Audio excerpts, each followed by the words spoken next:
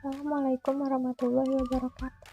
Di sini saya Andarul Ratnakuntoro ingin mempresentasikan hasil uji instrumen data soal PISA. Nah, di sini yang pertama ada pengertian soal PISA. Kita skip aja. Lalu kita sambungkan ke alat ukur atau instrumen. Nah, alat ukurnya itu yang pertama ada uji validitas. Di sini kita gunakan cara manual. Tes dikatakan memiliki validitas jika hasilnya sesuai dengan kriteria. Dalam arti memiliki kesejajaran antara hasil tes dengan kriteria. Nah, di sini sudah ada rumusnya, lalu ada SDT. Untuk mencari SDT kita juga sudah sediakan rumusnya dengan keterangannya seperti ini. Jika kita sudah menghitung R hitungnya, lalu kita akan bandingkan dengan R tabel. Jadi di sini ada distribusi nilai R tabel, di mana N-nya itu adalah jumlah respondennya. Nah, jika R hitungnya lebih dari R tabel, maka ada korelasi antar variabel yang dihubungkan.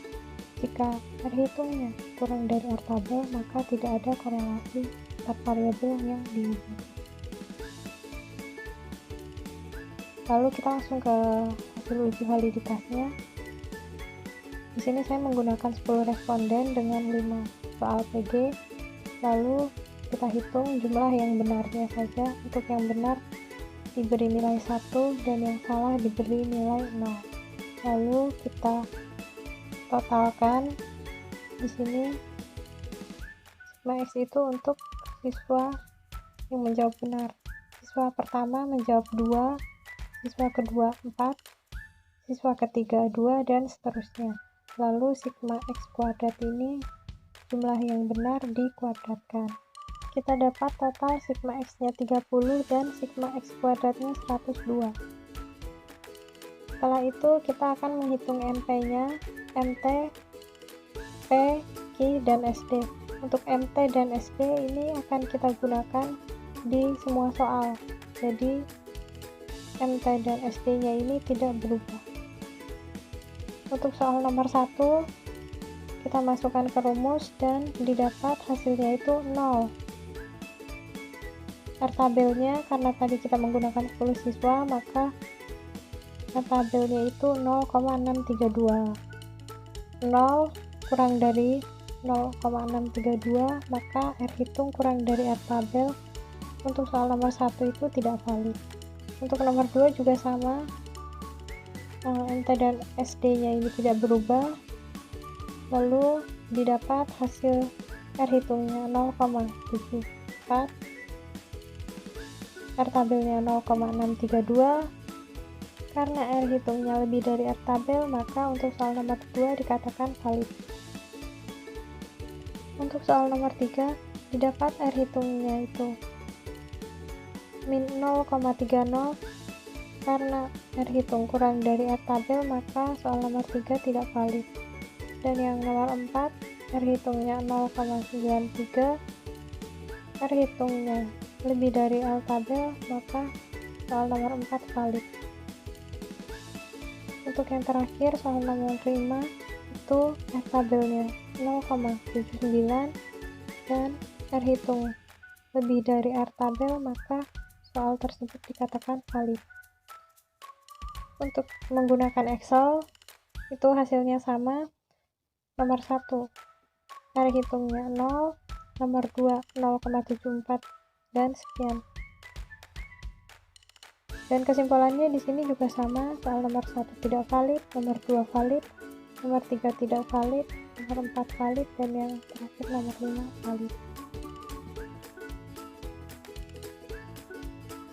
Setelah itu kita akan menghitung reliabilitasnya. Nah, untuk cara manual di sini sudah ada rumusnya dan keterangan untuk memasukkan rumus.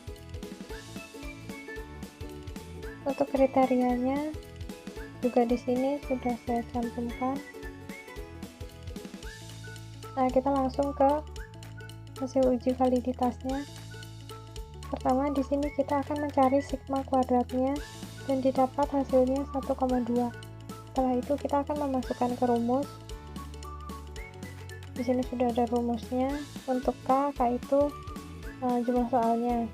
Lalu didapat R tabelnya itu 0,632. Karena R hitung kurang dari R tabel, maka termasuk kriteria rendah. Oh iya, untuk reliabilitas soal ini tidak dihitung per soal, tapi per keseluruhan soalnya.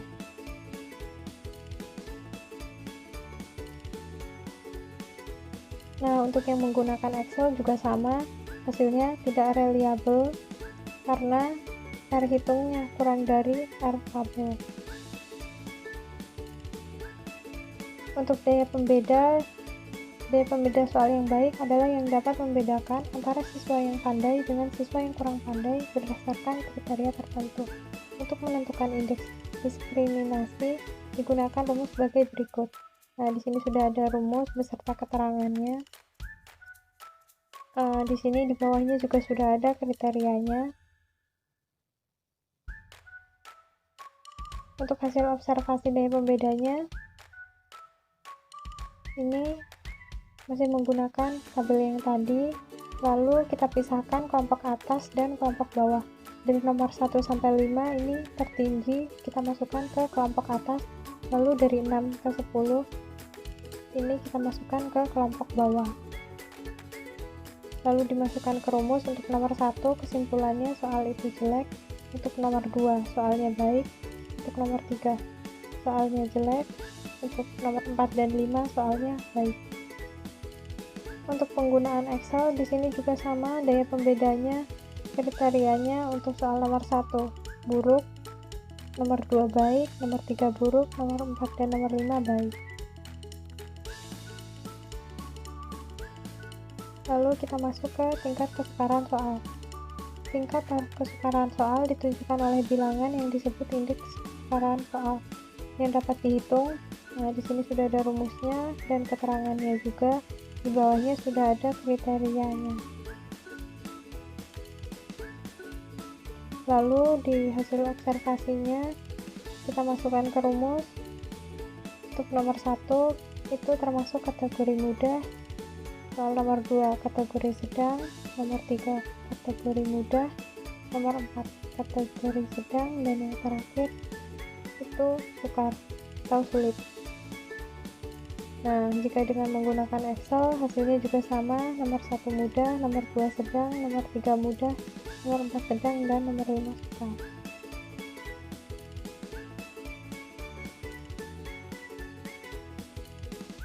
Di sini kita masukkan soal pisah dan jawabannya. Untuk soal nomor 1 kita menghitung daerah yang diarsir pada gambar tersebut.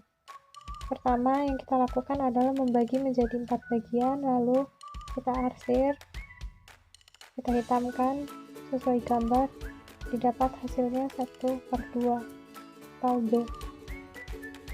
Di sini ada kisi-kisinya termasuk content and relationship, konteks pribadi, kemampuannya formulasi, level soalnya 5, dan indikatornya mengukur luas. Untuk hasil uji instrumen soal nomor 1 itu tidak valid, tidak reliable juga. Lalu indeks kesukarannya termasuk mudah, daya pembedanya soal ditolak. Untuk soal nomor 2 di sini kita menghitung perubahan suhu dari min 5 derajat Celcius ke 3 derajat Celcius. Di sini kita menggunakan konsep garis bilangan dan didapat hasilnya itu adalah positif 8. Ini untuk kisi nomor 2, kontennya Strength and Relationship, konteksnya ilmu pengetahuan, kemampuan prosesnya formulasi, level 4, dan indikatornya operasi matematika.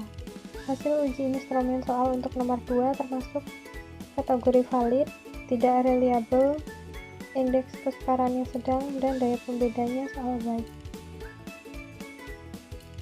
Lalu untuk nomor 3 sampai nomor 5 kita akan menggunakan diagram. Pertanyaan untuk nomor 3, tahun berapa produksi gas dan minyak bumi menurun? Kita lihat di grafiknya terjadi penurunan pada tahun 2005. Jawabannya C. Di sini ada kisi-kisinya. Lalu hasil uji instrumen soal untuk nomor 3 termasuk kategori tidak valid, tidak reliable, indeks kesukarannya mudah, dan daya pembedanya soal kepala. Lalu untuk soal nomor 4, menghitung persentase penurunan produksi gas. Di sini sudah ada kunci jawabannya, yaitu 35%. Dan sudah ada kisi-kisinya di sini.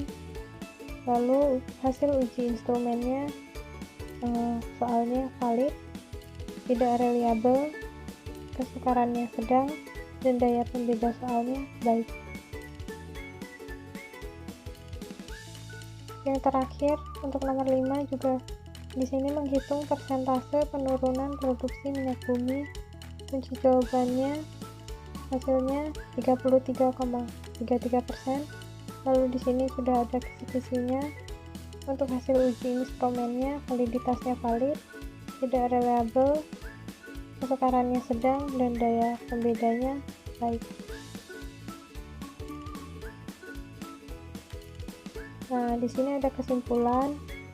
Uji instrumen mulai dari validitas, reliabilitas, tingkat kesukaran, dan daya pembedanya. Ada cara manual dan cara Excel. Hasilnya sama ya. Bedanya yang manual ini saya bulatkan dan Excelnya tetap lengkap. Hasilnya semuanya sama. Lalu kesimpulannya di sini untuk soal nomor 1, soal tidak dapat dipakai.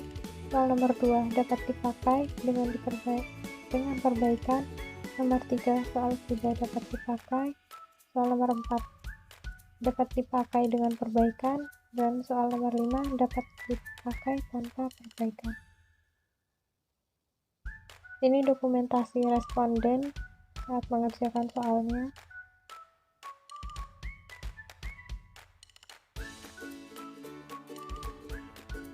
Dan di sini ada dokumentasi lembar jawaban.